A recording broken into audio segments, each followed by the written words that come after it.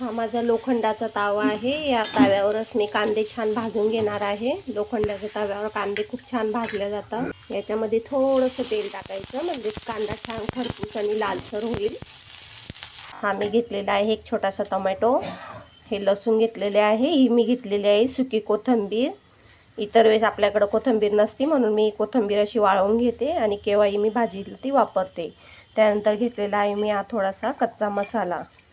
लोखंडाच्या कढईत कांदा खूप छान भाजला जातो। तुम्ही बघू शकता माझा हा कांदा किती छान भाजलेला आहे। मी हा मंद गॅसवर थोडासा भाजून घेत आहे। फास्ट गॅसवर नाही भाजायचा, मंदच गॅसवर भाजायचा। मंद गॅसवर भाजल्यामुळे कांदा आतून शिजतो आणि जर आपण फास्ट गॅस करून भाजला ना तर कांदा आतूनच कच्चा राहतो।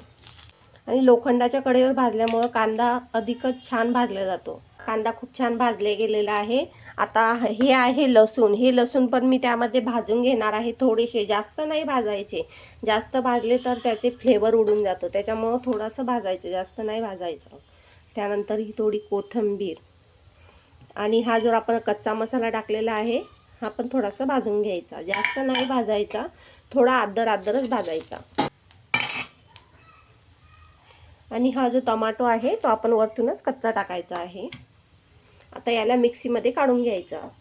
हे बघा आपण एक मिक्सरच्या भांड्यामध्ये सर्व ओतून घेतलेलं आहे। मी अद्रक थोडंसं काढून मग टाकलेलं आहे। आता तुम्ही हे जिरं टाकू शकता, जिरं हवं तर तुम्ही गरम तेलामध्ये पण टाकू शकता किंवा कच्चं पण टाकू शकता। ही घेतलेली आहे मी 1 चमचा धनिया पावडर, घेतलेली आहे मी थोडीशी हळद, हे घेतलेलं आहे मी लाल तिखट चवीनुसार, आणि हा आहे आपला गरम मसाला। हे सर्व साहित्य तयार झालेलं आहे। आपण याला मिक्सरमध्ये काढून घेऊया। तुम्ही बघू शकता आपला मसाला किती छान निघालेला आहे। हा काळा मसाला, याची आपण रस्सी तयार करू शकतो, काळ्या मसाल्याची आमटी तयार करू शकतो, सार तयार करू शकतो।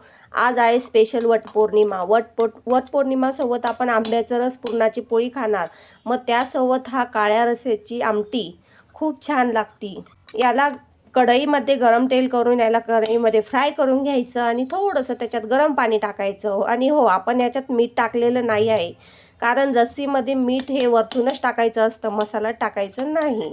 मग अशा प्रकारे मसाला तयार करा आणि करा मसाल्याची आमटी आणि रस्सी, पुरणाच्या पोळीसोबत खूप स्वादिष्ट लागते। बाय फ्रेंड, व्हिडिओ कसा वाटला नक्की लाईक कमेंट करून सांगा। आणि हो, तुम्ही पण तयार करून बघा आणि तयार केल्यानंतर मला सांगा। बाय।